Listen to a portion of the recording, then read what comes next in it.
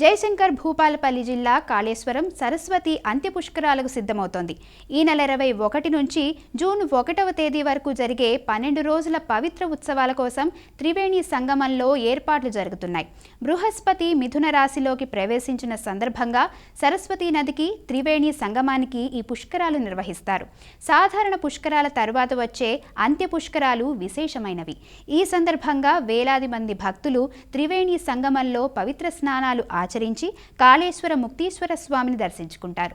యాత్రికుల కోసం ప్రత్యేక ఘాట్లు, వసతి, తాగునీరు, పోలీసు భద్రతను కల్పించారు. ఇక్కడ పుష్కర స్నానం చేయడం వల్ల పాపాలు తొలగిపోతాయని భక్తుల ప్రగాఢ నమ్మకం. దక్షిణ కాశీగా ప్రసిద్ధి చెందిన కాళేశ్వరంలో అంత్య పుష్కరాలకు 12 మంది పీఠాధిపతులు హాజరు కానున్నారు.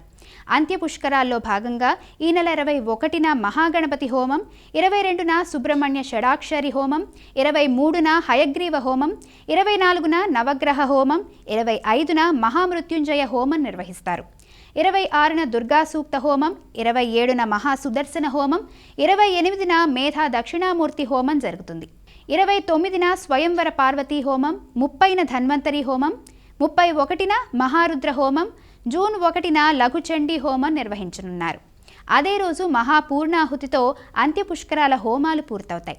శ్రీ కాళేశ్వర ముక్తీశ్వర స్వామివారి క్షేత్రంలో సరస్వతి నది అంత్య పుష్కరాలు మే 21 నుండి జూన్ 1వ తారీఖు వరకు ఈ క్షేత్రంలో నిర్వహించడం జరుగుతుంది. ప్రయాగ కంటే గొప్పనైన క్షేత్రం త్రివేణి సంగమ తీరం, త్రిలింగ క్షేత్రంలో దక్షిణ కాశీగా పేరుగాంచిన క్షేత్రం శ్రీ కాళేశ్వర ముక్తీశ్వర స్వామివారి దేవాలయం.